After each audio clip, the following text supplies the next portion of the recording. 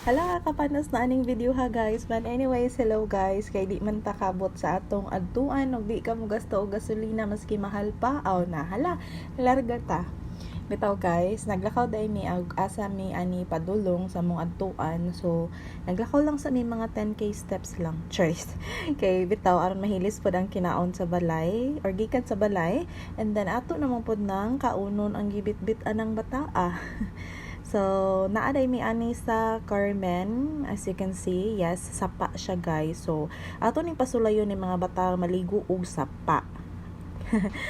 Og karon, pak, 'di ba? Maligo or mag-video. Unsa man gyud diha day. Buyagan ba ta bitaw. So, na-amaze lang ko no sa sapa dere. Ubos lang ni siya sa Middle Earth na side. So, ang parbabaw is Middle Earth and kani siya is sa ubos lang. So, mingon mo nga sapa, hugaw, yes, hugaw gid ang sapa, pero never mind kay anadtaan ang hugaw. Wala man siguro limpyo no. Maski ikaw di ka limpyo, char. Bitaw.